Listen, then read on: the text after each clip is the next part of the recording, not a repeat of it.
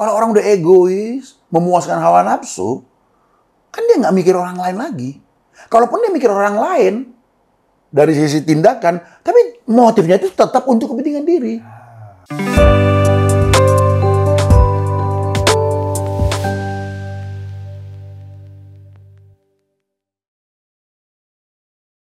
Pak Gem. Bang, haleluya, mantap lah selalu. Mana? Kita jumpa lagi sama Pak Gem nih di Gereja Ngopi. Iya. Nggak bosan-bosan kita Pak Gem. Kalau bosan bahaya lah. Ngobrolin pesona Injil. Iya, bahaya. Sempat bosan gitu berarti udah cuek kita Ya. terhadap dunia ini kan. Nggak boleh cuek dong Ya. terhadap apa di dalam dunia ini. Apalagi kita sebagai gereja harus menyuarakan kan. Betul. Menyuarakan kebenaran Tuhan itu. Jadi kalau bosan kita menyuarakan kebenaran Tuhan, ada yang bahaya pada diri kita. Berarti kita sendiri udah nggak selera sama kebenaran itu sendiri. Itu yang pertama. Yang kedua berarti kita tidak merindukan ada perubahan bagi banyak orang-orang atau jemaat. Haus dan lapar itu kata kunci. Itu kata kuncinya. Kita semua harus lapar akan kata kunci. Jadi bukan soal siapa yang ngomong. Bukan soal siapa yang ngomong. Iya. Tapi soal Apa yang diomongin. bukan juga. Atau apa Pak Gem? Hati kita gimana sih nerimanya? Tanah yang subur, batu-batu, terus itu lagi apa ya? Pinggir jalan, semak duri. Semak duri. Itu kan bicara soal bentuk tanah kan, jenis tanahnya. Tanah hati. Iya, bukan siapa yang khotbah. Oke. Makanya Alkitab itu kan, kalau nggak salah kan nggak dikasih tahu ada seorang penabur yang keren banget, nggak? Ya. Habis gitu aja. Iya. Yang disampaikan jenis tanahnya aja. Jenis tanah ya. Iya. Jadi mau Mike yang khotbah kayak, Ya. mau Judika yang khotbah kayak, yang penting kita taburkan kan kebenaran. Kadang-kadang gini Pak Gem, sebelum nanti aku mau masuk ke obrolan ya, aku mau tanya ke Pak Gem yang terkait dengan fenomena-fenomena. Kita kan ada di bangsa Indonesia yang kita cintai ini. Kadang-kadang gini Pak Gem setuju nggak bahwa ada orang yang menyampaikan firman Tuhan. Langsung aja deh ke Alkitab. Tuhan Yesus pernah bilang gini, jangan ikuti kelakuannya. Tapi dengarkan apa yang disampaikan. Karena yang mereka sampaikan itu ya firman Tuhan. Kadang-kadang jemaat ini jadi antipati atau si penyampai. Kalau tadi Pak Gem katakan bahwa jangan lihat siapa yang menyampaikan, tapi lihat kebenarannya. Artinya waktu dia menyampaikan kebenaran atau teks Alkitab, ya itu harusnya tidak mempengaruhi orang yang mendengarkan dari katakanlah dari si penyampai ini secara moralnya kurang baik gitu. Maksudnya kebenaran itu tidak berubah. Ya. Value-nya harusnya. Si penyampai kebenaran itu moralnya yang merusak. Tidak merusak juga sebenarnya. Ya. Makin nanggap Pak maksud aku. Anggap. Jadi aku mungkin nanggapnya gini. Disinilah keluar biasaan Alkitab kita. Bukan karena kita Kristen ya, muji ya. Kita kan juga memujinya secara objektif juga memang. Alkitab itu luar biasa. Jadi semua kan dalam konteks ya. Dalam konteks di satu sisi Tuhan menonjolkan pendengarnya. Yang penting benihnya itu jatuh di tanah atau bicara hati orang seperti apa. Di pinggir jalan. Bukan berarti nggak perlu ya kan karakter atau moral si pembicara. Tapi di satu sisi itu ayat yang tadi Mike buka itu. Bukan itu ya, bukan itu. Ada di satu sisi ada mengatakan bahwa ya kita sebagai pemberita kebenaran kita mesti menjadi teladan, kita harus menunjukkan kan gitu kan. Jadi di sini Alkitab kita mau menyorotin si penyampai kebenaran. Ya kita harus pelaku dong. Iya betul. Tapi di satu sisi ya kan ada penabur benih. Lalu ada 4 jenis tanah. Nah di situ nggak diceritakan si penabur benih ini penabur benih yang hebat. Yang keren, banyak variasi. Karena pengkhotbah macam-macam. Ada yang gayanya kalem, ada yang semangat. Tapi benih yang disampaikan ini jatuhnya di tanah yang berbatu-batu. Akhirnya semangat sekejap, setelah itu loyo. Nah, jadi mau menyorotin bahwa yang disorot itu sih hati pendengar dalam menerima firman. Oke. Tapi di bagian lain nanti disorotin juga pembicaranya jangan cuma nanya ngoceh doang dong, tapi menjadi pelaku. Betul. Supaya pemberitaanmu itu berkuasa, kan ada pemberitaanmu itu jadi berkat kan gitu kan. Ya. Jadi komplit dengan saya melengkapi. Betul. Itu konteks. Konteks ya. Iya. Kalau Rasul Paulus bilang ikutilah teladanku, karena emang dia bisa telah meneladani Kristus lebih dahulu. Kristus, ya. Iya, tapi jauh banget kayaknya kita ini kemana nih? Iya nggak apa-apa. Namanya kita juga ngobrol ya kan? Gitu ya? Ngobrol ya, pasti ada pesona-pesona Injilnya. Iya. Kalau bicara tentang tanah hati, aku rasa tema tentang hati itu, karena memang dari situlah perubahan itu terjadi kan. Maksudnya gospel renewal itu dimulai dari hati seseorang. Iya. Karena itu jadi pusat. Karena hati pusat kan. Pusat kehidupan. Pusat kehidupan, pengambil keputusan. Pengambil keputusan, nah. Dari hati itu. Ngomong-ngomong keputusan. Pak Gem setuju nggak kira-kira kalau aku bilang begini, bahwa bangsa atau negara kita ini, bukan aku ya, aku cuma mewakili netizen. Ada banyak katanya keputusan-keputusan pemerintah yang tidak pro rakyat. Kan setelah kita memilih presiden, ada harapan baru dong, ada optimisme baru, supaya keputusan-keputusannya bisa, dengan kata lain, mensejahterakan masyarakat, memakmurkan masyarakat. Pokoknya amanat Undang-Undang Dasar itu terpenuhi dengan pemimpin yang baru. Baru-baru ini, 2-3 minggu ini, Pak Gem, kalau Pak Gem buka sosmed, itu berseliweran. Indonesia gelap. Hashtag Indonesia gelap, kabur aja dulu. Nah ini yang lagi kabur aja dulu ini ya anak-anak Gen Z, anak-anak mahasiswa. Maksudnya kabur aja dulu dari Indonesia gitu maksudnya? Iya, karena di Indonesia tuh udah gelap. Entah itu, coba deh, selain ini beritanya di Kompas ada, Gajah Mada ada, Detik, di YouTube, di mana-mana semuanya Indonesia gelap. Bahkan dari Pak Presiden sendiri sudah menanggapi, dari Opung juga menanggapi, saling tanggap banyak sekali informasi tentang, bahkan sampai demo berjilid-jilid untuk bicara tentang Indonesia gelap. Kita nggak tahu apakah ini faktor lebih dominannya faktor ekonomika, faktor politika, faktor sosiologiska, atau faktor antropologisnya sendiri manusia SDM kita sendiri. Tapi ini mahasiswa yang turun. Bahkan ada beberapa universitas ternama yang turun. Pak Gem setuju nggak bahwa Indonesia kita sedang gelap? Atau gini deh, kita kan selalu harus melihat dari sisi teologis kan. Maksudnya kita hadir sebagai, kita ngobrolin pesona Injil ini pun kita harus hadir bahwa Injil itu harus tadi menjadi lensa kita kan. Selama ini kan kita sudah bahas, dia harus menjadi lensa. Bagaimana ketika kita melihat fenomena ini? Nah, kita harus hadir dong, berkontribusi. At least kita memberikan pemikiran-pemikiran Injil itu untuk situasi dan kondisi kita ini. Jadi kalau kita lihat bangsa kita ini ya, ini dari pengalaman lah. Dalam seusia ini sudah melihat pergantian presiden beberapa kali. Sebenarnya kalau menurut aku ya ada satu persoalan yang sudah merata dari dulu. Apa itu? Tidak percaya, ketidakpercayaan sebenarnya. Itu menurut saya pribadi. Krisis kepercayaan. Krisis kepercayaan. Jadi siapapun yang naik, tetap aja nggak percaya. Iya, makanya demo tetap nggak, pasti ada tuduhan selalu. Itu pasti ditunggangin, itu pasti ini. Mungkin juga ada demo yang benar sebenarnya. Tapi karena sudah terlalu biasanya, gitu ya kan, akhirnya semua itu kan pasti ada kepentingan semua. Jadi ada krisis ketidakpercayaan gitu. Nggak percaya sama pemerintah. Misalnya, awal-awal dia ngebela. Bela kan. Si A maju gitu. Misalnya anggaplah Pak SBY, Pak Jokowi itu, siapa presiden maju gitu kan. Bela. Nanti setelah berjalan, akhirnya jadi dia juga yang nyerang lagi.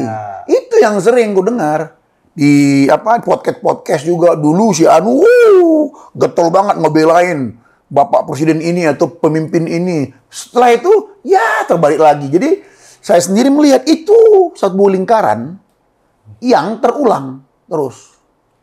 Jadi sebenarnya waktu dulu kau bela apa? Apakah kau asal bela, tidak punya landasan, atau memang punya pengalaman? Bahwa dia seorang yang hebat. Seperti podcast-podcastnya gitu. Mujinya kan lumayan selamit. Ya. Tapi setelah berlalu, anggaplah melihat kekurangan, melihat kelemahan misalnya, akhirnya penghujatannya lumayan juga kan gitu. Jadi karena ini berulang, saya secara pribadi ya, menurut saya bukan cuma saya pribadi, melihat bangsa ini. Akhirnya apa? Nggak percaya. Apapun diomonginnya, jadi krisis trust ya. Trust issue. Ya, jadi krisis ya. Kita sulit untuk percaya. Jadi apa ngomong apa, keputusan apa dibuat, kita jadi kayak rata jadinya. Gitu. Ya, jadi menurut aku bangsa kita ini harus dipikirkan. Setuju nggak dengan apa yang aku sampaikan ini? Okay. Bahwa sebenarnya rata-rata pihak ini sama-sama nggak saling percaya. Karena ganti-gantian pelakunya. Iya. Ada dulu dia yang demo, sekarang dia yang berhadapan sama si pendemo. Oh begini, demo itu begini. Padahal dulu dia melakukan itu misalnya.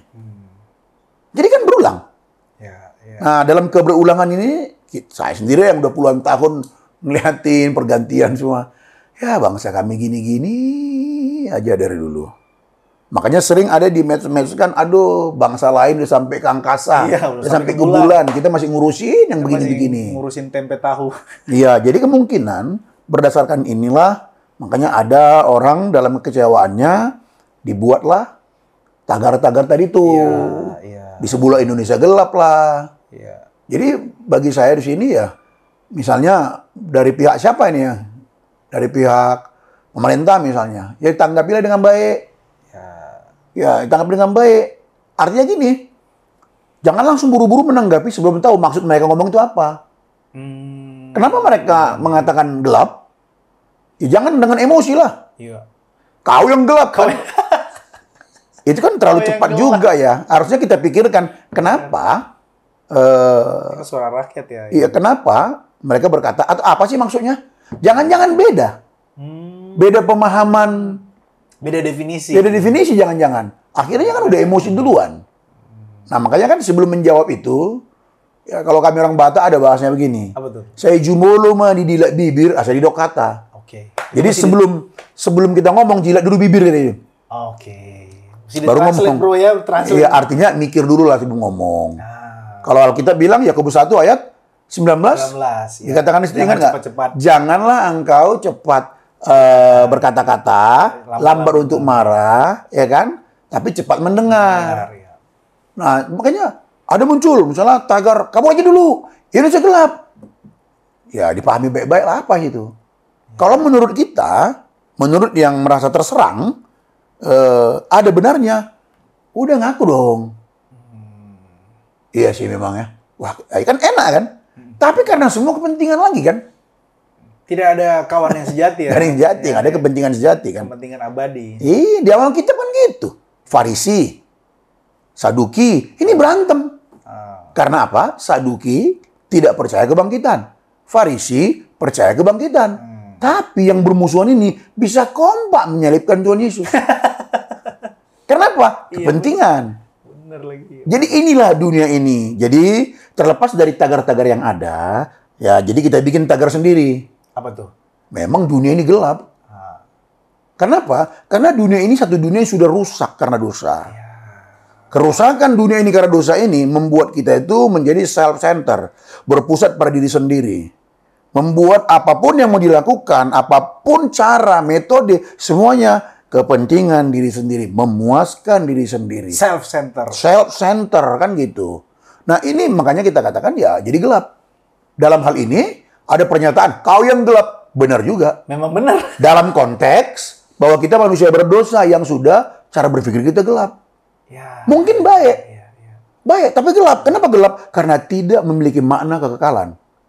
Oke. Jadi kalau terlepas dalam hal konteks keselamatan, ya itu gelap namanya. Karena kita hanya memikirkan yang di bumi saja. Ya. Tidak melampaui kefanaan, menembus sampai kekekalan. Nah, gelap. Nah, jadi kalau terkait dengan apa pandangan-pandangan, oh, kau yang gelap, Indonesia gelap, ya orang bebas memberikan tanggapan-tanggapan atau pandangannya, yang penting berdasarkan landasan-landasan. Nah, kayak tadi kan keputusan. Masyarakat kecewa misalnya, keputusan apa misalnya? Apa salah satu contohnya yang dikecewakan? Ingat nggak? Let's say lah tentang efisiensi anggaran. Itu kan kecewa gitu kan? Itu menyasar pendidikan, aspek kesehatan dan lain-lain. Kenapa nggak diberikan ke situ? Maksudnya jangan-jangan kenapa dialihkan ke yang lain gitu misalnya kan? Kenapa nggak ke pemerintah aja? Kenapa ke masyarakat yang kena? Kenapa nggak pejabat-pejabatnya ini dipotong-potong gitu? Kenapa nggak pejabat-pejabat yang dipotong? Jadi kalau nanti begini, masing-masing kan punya argumen. Betul. Nah, kita sebagai orang Kristen menyuarakan nih. Jadi bagi mereka yang menyuarakan, katanya kabur aja dulu. Mudah-mudahan itu dari kedalaman hatinya yang tulus. Memang rindu sebuah perbaikan. Keresahan lah istilahnya. Dari pemerintah mendengarkan hal ini, dia pangkas ini, pangkas itu. Semoga itu dari memang maksudnya yang mesejahterakan, bukan kepentingan. Nah, kalau benar-benar masing-masing dari hatinya yang tulus gitu ya, bukan kepentingan pribadi atau golongan, aku yakin akan ketemu titik temu. Akan ada titik temu untuk membangun bangsa kita ini. Sayang loh bangsa kita ini ditanam dilempar aja kayu bisa jadi ubi tuh. Jadi singkong tuh. Coba itu. Artinya betapa kaya dan subur makmurnya kita. Lihat tuh tambang, lihat itu dan lain sebagainya. Betapa bara sawit. Wah, kaya sekali kan. Jadi sebenarnya agak harusnya minus miskin kita ini. Harusnya. Iya dong dengan kekayaan itu. Kalau dikelola dengan baik, pasal 33 itu kan, Undang-Undang Dasar 45. Masalahnya 300 triliun Pak Gem. 300 triliun yang mana nih? Yang dikorupsi. Itu dia kan. Baru-baru ini Pertamina. Yang ada apa katanya? Itu benar nggak sih itu ya? Benar lah yang udah beredar kemana-mana ya. Iya, itu langsung dari. Ternyata Pertamax itu adalah Pertalite yang tidak ngantri. Iya kan? Iya, mobilku kan mobil yang udah 11 tahun. Pertamax. Makanya bikin Pertamax harapan kan supaya mesinnya bisa terawat lebih baik. Dan itu nggak ngantri kan? Iya, memang nggak ngantri. Ternyata. Oknum lah ya. Oknum lah, betul, oknum. Itu jahat itu orang seperti itu. Iya. Nggak tahu bagaimana dia bisa hidup dengan cara menipu seperti itu. Iya, nah ini kalau ini saya berani berkata itu gelap. Nah, itu salah satu protesnya. Iya, itu gelap. Itu orang tuh gelap. Tega dia melakukan itu untuk kekayaan diri sendiri, sementara banyak orang yang susah. Betul. Nah, ini gelap. Kenapa? Orang seperti ini gimana mau mikirkan kekekalan? Ya kan gitu kan? Kalau kita korelasikan dengan gospel, sebelum nanti ke soal kabur aja dulu. Ini soalnya menarik, kabur aja dulu nih. Jadi ada beberapa, ini sih tidak mewakili secara universal ya. Ada beberapa orang tua bilang, udah keluar negeri aja lah anak-anak kita. Soalnya di Indonesia tidak sedang baik-baik saja. Nah, soal kegelapan dulu Pak Gem. Mungkin aku mau lebih deep lagi terkait dengan kegelapan. Tadi Pak Gem bilang bahwa memang kita ada di dunia yang gelap. Gitu. Lalu, apa good news-nya untuk dunia kita yang gelap ini Pak Gem? Nah, ini dia toh. Nah, jadi kita hidup setelah teologi Kristen ya. Kita hidup di tengah-tengah dunia yang jahat. Dengan perbuatan-perbuatan, segala macam lah fenomena-fenomena itu. 1 Yohanes 5:19 juga mengatakan itu, bahwa dunia ini berada di bawah kuasa si jahat. Ya kan? Paulus juga dalam Efesus, pergunakanlah waktu yang ada karena hari-hari ini jahat. Jadi banyak sekali yang ayat firman Tuhan mengatakan itu. Kita dipanggil dari kegelapan pada terang yang ajaib, ya kan? Tapi faktanya Indonesia kita gelap. Nah, jadi jadi seperti yang saya katakan tadi, tapi kita bersyukur. Jadi karena kita gelap, namanya gelap ya, kita akan tabrak sana, tabrak sini. Karena nggak ada cahaya. Iya, ada lubang kita bisa masuk ke dalam. Jadi ini sebenarnya membawa kita kepada satu bahaya. Ya, bahaya laten gitu. Kita sebenarnya sedang berjalan di dalam kegelapan yang bisa tabrak sana, tabrak sini, yang menghancurkan kita gitu. Tapi yang kita maksud di sini adalah bicara soal spiritualitas ya, bicara soal keimanan ya, kerohanian ya. Bukan, soalnya di dunia ini banyak yang senang, banyak harta yang senang dia. Gelap apa? Gelap ya kan? Gelap apa? Kan gitu. Gelap apa dulu kan gitu. Oh, saya terang kok. Orang saya makan pagi di Singapura, makan siang di Hong Kong. Saya tidur di mana kira yang dipilih? Di Vietnam, contoh. Banyak duit dia. Lo nggak bisa lo bilang gelap-gelap apa. Orang kita menikmati hidup. Iya, makanya tadi sekali lagi, ini kita bicara soal teologi Kristen kan gitu. Teologi Kristen. Jadi menurut teologi Kristen memang dunia ini gelap. Dalam kegelapan ini membawa kita semua kepada kehancuran gitu. Nah, dan kita nggak bisa menyelesaikannya. Kita tidak bisa menerangi dunia ini sedikit pun.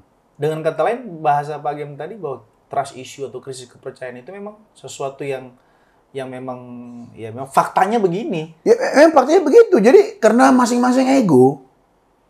Kalau orang udah egois, memuaskan hawa nafsu, kan dia nggak mikir orang lain lagi.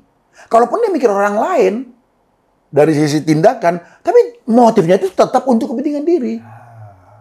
Jadi orang lihat baik karena mikirin, tapi motif terdalamnya seperti ternyata ada. Dari dia berbuat baik, dia nanti akan mendapat sebuah keuntungan. Itu kan salah satu juga memuaskan hawa nafsu. Itu kan salah satu juga ego. Nah, inilah yang terjadi terus dan manusia tinggal nunggu mati. Ada yang pendek, ada yang panjang. Yeah. Mungkin karena dia banyak uang bisa memperpanjang, tapi tidak bisa mencegah kematian. Kepastian lah, itu sudah kita bahas. Udah kan? Nah, itu gelapnya. Setelah dia gelap, masuklah dia ke dalam kegelapan yang abadi. Yang abadi. Tetapi, nah Tuhan tahu kita nggak bisa memberikan penerangan di sini. Kita nggak punya cahaya sedikit pun untuk bisa menerangi diri kita sendiri. Agar kita tidak berjalan kegelapan, agar kita tidak menerima konsekuensi kegelapan yang kekal. Nah, karena dia tahu bahwa kita tak mampu, makanya dia sendiri yang turun. Makanya dia sendiri yang datang, membawa terang itu. Dialah sang terang itu. Tapi sang terang itu, dia rela jadi gelap kan? Mengalami kematian itu sendiri. Dia rela mengalami kegelapan kekal tadi itu sebenarnya. Menggantikan kita. Menggantikan kita, substitusi yang gelap ini kan. Kan kita manusia kan harusnya berada dalam satu kegelapan itu. Tapi dia sang maha terang. Dia rela. Dia mau jadi gelap itu. Salah satu contoh kegelapannya di mana? Ketika Bapa meninggalkan Yesus di atas salib. Ya. Waktu 2 Korintus pasal 5 ayat 21 mengatakan, ia yang tidak mengenal dosa, tapi dijadikan menjadi dosa. Ya kan? Supaya kita bisa diperdamaikan dengan Bapa. Jadi ketika hukuman itu, ini menurut aku coba merenungkan saya coba pikirkan narasinya itu kan. Jadi ketika memang sudah timingnya itu ditumpahkanlah kepada Tuhan Yesus hukuman murka itu yang harus kita terima itu kan. Membandingkan kita kan. Gitu. Saat itu kan Bapa memalingkan wajah. Ya. Makanya Yesus berseru. Eloi. Ya, Eloi lama sabachthani. Mengapa engkau meninggalkan aku? Kan gelap sekarang. Di situ kita bisa paham apa itu gelap. Tuhan Yesus dia dalam kegelapan itu, ya, dia mau berbuat apa lagi? Apa mau diperbuat? Dia sendiri mengatakan, selama ini aku hanya melihat apa yang Bapa lakukan. Aku mengatakan apa yang Bapa katakan. Sekarang Bapa meninggalkan dia. Dia mau ngomong apa? Gelap kan? Ya. Inilah bicara kegelapan. Ya. Hidup kita tidak melakukan apa yang Tuhan inginkan. Itulah kegelapan. Wow. Sebenarnya. Nice. Ya toh, Yesus pun mengalami itu kan, menggantikan kita. Yeah. Karena Bapa tinggalin dia.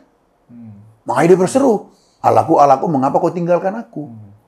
Tapi dalam kegelapan itu, Tuhan kita luar biasa. Dia menyelesaikan sempurna. Dia bilang, Bapa, ke dalam tanganmu, kuserahkan nyawaku.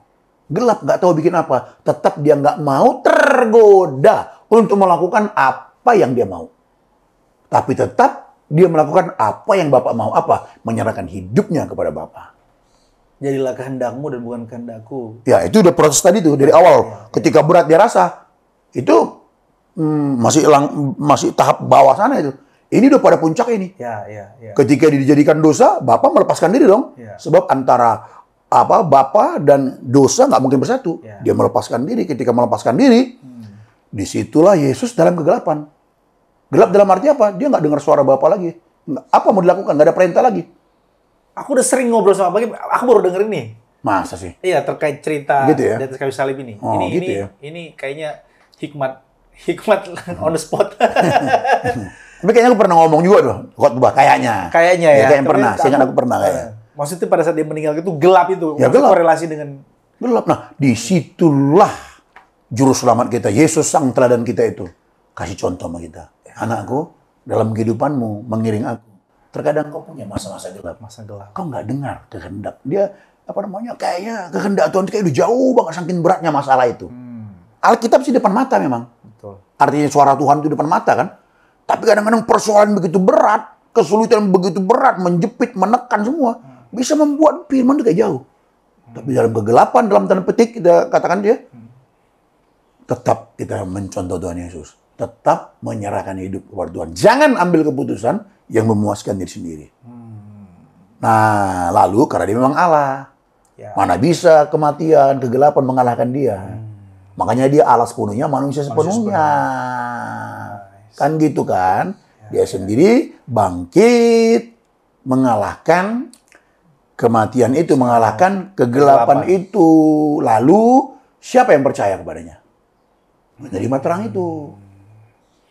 Catatan pentingnya, siapa yang percaya? Ya, saya percaya. Yohanes 3:16. Ya, yang percaya nggak boleh diabaikan. Betul. Memang betul, dia menggantikan kita, tapi tidak otomatis. Wah, nice. Ya dong, nggak otomatis dong. Dia udah menggantikan kita, menerima apa? Hukuman yang seharusnya kita terima, yang mulai dari Taman Eden oleh nenek moyang kita Adam dan Hawa. Jadi nggak gratis ya Pak Gembel? Dia yang bayar. Dia yang bayar, nggak gratis, tapi Tuhan yang bayar. Dia hanya minta kita untuk percaya. Percaya nggak? Aku lakukan ini semua untuk keselamatanmu, untukmu. Kalau percaya, kita diselamatkan. Ketika kita percaya, kebenaran yang dilakukan oleh Tuhan Yesus jadi kebenaran kita. Iya, kita diselamatkan.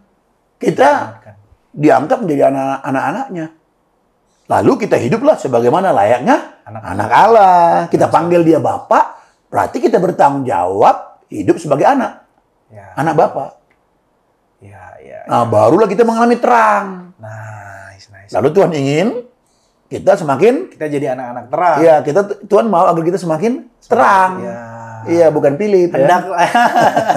Hendaklah terangmu bercahaya. Bercahaya. Depan orang. Iya, supaya orang lain melihat Bapamu yang baik melalui perbuatanmu yang baik. Rasul Paulus pernah bilang habis gelap terbitlah terang. Ya, itu memang satu contoh, itu sebuah pernyataan penggenapan dari kehidupan Tuhan Yesus lah. Ya, dia masuk dalam kegelapan kan, saat itu membawa terang dan memberikan terang itu sama kita yang percaya. Jadi dengan kata lain, untuk memutus lingkaran, kita katakan lingkaran setan tadi itu, kan ini pasti kan kata Yohanes, dunia ini sedang dibawa kekuasaan kegelapan. Dia membuat lingkaran setan. Jawabannya di tengah-tengah kegelapan dunia nih, jawabannya tidak bisa tidak dari teologi Kristen. Harus Yesus ya Pak? Iya, harus Kristus Yesus, karena dia yang udah menyelesaikannya. Kita mau dari pendekatan filosofis, psikologi, antropologis, ekonomi, apapun itu. Nggak bisa menyelesaikan solusi gelap tadi. Nggak akan menyelesaikan. Nggak bisa, dosa itu. Nggak bisa. Ya. Nggak, mau ditimbang gimana sampai detik ini kita masih salah kok. Betul. Makanya tadi pagi bagus premisnya mulai dari sudah melihat pemerintahan dari pemimpin berganti-ganti sampai detik ini Pak Prabowo. Ya tetap ada isu atau trust issue itu. Dari dulu itu. Makanya kadang-kadang saya bosan juga tuh. Iya, yang demo-demo sekarang dulu kan masih umur berapa? Belum tahu apa-apa juga. Benar. Dia sekolah, dia dengar sana diskusi. Ya syukur-syukurlah mereka lakukan itu dari hatinya yang tulus. Mau ingin satu bangsa yang maju. Kadang-kadang pas ditanya, kenapa demo? Nggak tahu, ikut-ikut aja. Nah, kan gawat juga kalau ada begitu kan. Oke, terakhir Pak Gem. Karena kita menyoroti Indonesia gelap, mantap banget tadi soal kegelapan. Soal kabur aja dulu Pak Gem. Kabur aja dulu ini kan sebenarnya refleksi dari hati teman-teman yang ingin ya mendapatkan hidup yang nyaman. Gitu. Iya. Karena isunya kalau di luar negeri terjamin hidupnya, dari segi salary juga banyak, dari segi tata kotanya, pemerintahannya, dari segi kenyamanan hidupnya terjamin lah. Ya kalau bicara kabur aja dulu, ini kan konteksnya kan udahlah, nanti kita tinggal ke Indonesia gitu ya. Ya. Kita pergilah ke sana cari nafkah, di sekolah. Indonesia, nggak baik lah di Indonesia. Yang pertama kalau saya sih ditanya, yang pertama memang dari dulu udah banyak kok ke sana tanpa ada tagar ini. Nggak ada tagar ini pun dari dulu udah banyak. Khususnya orang yang ada uangnya. Yang kedua, yang memang udah sulit di sini, coba mengadu nasib, ada celah atau ada peluang atau ada teman yang ngajak. Jadi nggak usah pakai tagar ini pun, banyak orang ke sana. Tapi tagar ini tentu kan satu lagi, ya semoga ini sebuah jeritan hati. Hei pemerintah. Tagar ini kami keluarkan supaya kalian tolong perhatiinlah pendidikan kita, medis kita, semuanya. Tagar kabur aja kan bisa juga kita terapkan juga ke medis. Berobat lebih suka ke luar negeri. Kalau ada duitnya. Perawatannya. Iya kan? Jadi ya kita harapkan ini sebuah teriakan dari ketulusan hati agar pemerintah memperhatikan. Ya kan, satu pendidikan. Tapi kan kita perhatikan ada profesor apa itu aku itu ya si jadi lupa ya. Ya, Wamen dia. Ya Wamen kan. Stella kan mereka juga berusaha kan. Jadi artinya gini, kita juga nggak boleh menutup mata hanya karena ketidaksetujuan yang A, jangan sampai mengabaikan yang B yang sebenarnya bagus, ada sebuah upaya sebenarnya juga. Jadi kalau kita hanya melihat negatif semua, ya kapan bagus negeri kita nih? Ya, setuju. Ya dong, tetap kita harus melihat dari dua sisi dong. Nggak boleh, karena setiap orang itu ada baiknya juga, tapi ada juga yang positifnya, tapi ada juga mungkin kelemahan, kekurangan. Harus gitu, kalau nggak akan ketemu. Sampai ayam tumbuh gigi, nggak benar-benar di bangsa kita ini. Karena pemerintah juga kita bilang sebagai wakil Allah kan. Iya, yang dipilih Tuhan, kan gitu kan. Iya. Tapi kalau pemerintah sadar seperti itu, ya dia harusnya menghormati Tuhan. Menghormati Tuhan ya. Aku nih wakil Tuhan. Tapi dia nggak hidup seperti yang Tuhan kehendaki. Ini masalahnya. Jadi makanya saya bilang tadi mesti kedua belah pihak itu mesti benar-benar mengevaluasi diri lah. Ya. Dan kita berharap juga kepada pemerintah, ya perintahlah kami pemerintah ya perintahlah kami sebagai rakyat. Ya. Lakukanlah yang baik. Artinya yang paling penting itu motifnya. Motifnya ya. Motifnya paling penting. Memang merindukan sebuah kemakmuran, kesejahteraan rakyat. Bukan kepentingan atau golongan. Ini tuh harapan kita kan begitu sebenarnya. Jadi bagi pihak-pihak yang termanfaatkan atau terpengaruh atau dimanipulasi, dieksploitasi, ya harapan kita jangan mau dong. Betul. Jangan mau. Kalau memang benar-benar loh bangsa ini mau maju, kalian, ya rekan-rekan, siapa mahasiswa kah siapalah. Ya mudah-mudahan itu dari dalam hatimu yang tulus. Tapi kalau kau tahu bahwa kau itu dimanfaatin, jangan mau dong ke depannya. Ya. Tambah rusak kita nanti. Betul. Tapi ingat, hidup kita sementara. Sebentar lagi kita bisa meninggalkan dunia ini. Setelah itu kemana? Jangan kegelapan abadi. Harus terang yang abadi. Kan gitu kan? Sebenarnya kalau menutup obrolan ini Pak Gem, kabur aja dulu itu menurut aku ya, kita harusnya kaburnya ke Tuhan ya. Iya, itu mau poin terakhir kita nih sebenarnya. Iya. Nah, jadi kalau bicara kabur aja dulu, ya kan karena emang nggak nyaman di Indonesia dia rasa. Iya. Ya, jadi kacamata Kristen melihatnya secara utuh, secara keseluruhan adalah, ya memang kita sampai ke apapun nggak pernah nyaman di dunia ini. Di negara manapun kalau mau jujur, di mana sih yang nyaman? Kan itu di sini ya Pak Gem. Iya, kenyamanan juga di dalam hati. Yesuslah sahabat kita. Yesuslah ketenangan itu sebenarnya kan. Kenyamanan, kebahagiaan. Tuhan itulah kenyamanan, kebahagiaan kita sebenarnya. Jadi di Indonesia kah, di mana kah yang namanya kenyamanan itu, ketidakamanan itu selalu ada. Karena dunia ini sudah gelap karena di bawah kuasa si jahat. Kita ini 1-2 Timotius 3 itu ketahuilah bahwa pada hari-hari terakhir akan datang masa yang sukar. Kenapa sukar? Orang menjadi hamba uang, hamba diri sendiri, cinta diri, individualistis, egois. Apalagi? Yang is itu. Individualis, narsis, egois, narsistis, hedonis. Nah, kalau hamba uang, materialistis. Is-iskan aja semuanya. Bayanginlah manusia seperti itu. Kan gelap. Itu membuat kita nggak nyaman. Kita bekerja, kita benar. Gitu. Teman-teman kita malah sodok-sodok kita. Malah kita disalahkannya nggak nyaman toh. Nah, ada penjahat, di mana-mana ada penjahat kok. Ada pencuri, di mana-mana ada pencuri. Ada penipu, di dunia manapun ada. Jadi nggak nyaman. Nah, yang paling bagus itu bukan kabur sebenarnya. Bagusnya? Ya, menyerahlah. Berserah. Iya, berserah kepada Tuhan, bukan kabur aja dulu. Kalau kabur itu kan gimana ya? Kabur. Istilah kabur itu apa sih sebenarnya? Melarikan diri. Melarikan diri. Kalau ke Tuhan itu kan kita nggak kabur ke Tuhan kali ya. Cocok nggak sih istilah itu? Menurut aku kan kurang cocok ya kalau kita bilang kabur ke Tuhan ya. Iya, kita datang sama Tuhan lah. Karena kita menyerahlah sama Tuhan. Iya, karena dia bilang, marilah datang kepadaku. Nah, jadi kita sadar bahwa kita nggak nyaman, ya ingat kenyamanan kita itu hanya Tuhan. Nggak ada yang lain kenyamanan kita. Dan ini perlu pembuktian dulu dari orangnya. Harus dialami. Kalau nggak ini mau kata-kata bohong semua. Kalau saya berani berkata, aku telah mengalami kenyamanan dari Tuhan itu. Bukan dari kata orang saja. Bukan dari kata orang saja. Hidup itu banyak sulit. Kadang diperlawan nggak adil.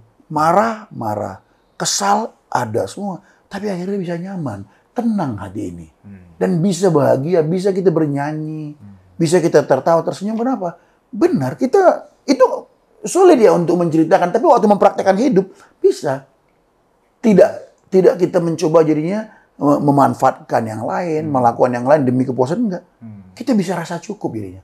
Kita sadar memang inilah dunia. Jadi kita memang jadi real banget. Memang dunia ini begitu. Kalau nggak ada masalah di dunia ini, agak curiga ya. Kayaknya kau nggak tinggal di dunia. Kalau hidup punya nyaman terus gitu. Iya, atau di dunia mana lah mungkin. Mungkin di dunianya si Thor kali ya, apa namanya itu? Asgard. Dia udah hancur kan oleh Thanos. Benar. Jadi di antara kita ya Bapak Ibu sekalian, kalau kita rasa diri kita terus-terusan aman, agak curiga. Jangan-jangan kok nggak di bumi. Betul. Kalau masih di bumi, nggak mungkin aman, nggak mungkin nyaman, nggak mungkin tuh. Ada aja. Ya anak lah, ya tetangga lah, gempa lah, kebakaran lah, nggak mungkin. Ada maling lah, ada penipu lah. Nah, dalam semuanya ini, ketika kita mengenal Tuhan Yesus Kristus, ya kan? Disitulah kebahagiaan, disitulah kenyamanan itu. Dan saya ulang-ulang sekali lagi, yang sempurnanya di mana coba? Dan itu Tuhan siapkan, bukan hanya di bumi ini aja. Dan itu semua sampai pada kekekalan. Ya. Nih kalau kita pikirin ini kekekalan kan coba bayangin. Itu sih indah banget. Nah kan itu dia. Jadi sekali lagi untuk menutup kali ya. Boleh. Jadi untuk kayak apa, tagar Indonesia gelap, Kabur aja dulu. Ya semoga ini dilakukan oleh orang-orang yang tulus hati, nggak punya maksud yang lain kecuali kemakmuran bangsa ini. Kita pun mendukung ya kalau itu berasal dari jeritan hati yang kita juga tidak antipati juga kepada pihak pemerintah juga. Ya ketika ada orang membuat statement seperti itu, tangkap dengan baik lah. Tolong pikirkan kenapa mereka mau ngomong gitu. Kalau alasan mereka benar ya diterimalah. Buatlah perbaikan. Kan ini sebenarnya sebagai bangsa yang beradab, bangsa yang memiliki hikmat, berbudi luhur, kan itu. Karena tujuan kita sama sebenarnya kan. Apa itu? Kesejahteraan bangsa ini. Iya, betul. Mencerdaskan kehidupan bangsa. Kita cerdas semua. Bagaimana komunikasi politiknya kurang cerdas ya kan? Oke lah, makanya cukup lah. Sampai jumpa di kesempatan. God bless. Tuhan memberkati semuanya untuk Igrianas dan seluruh orang percaya di seluruh dunia. Tuhan memberkati. Dah.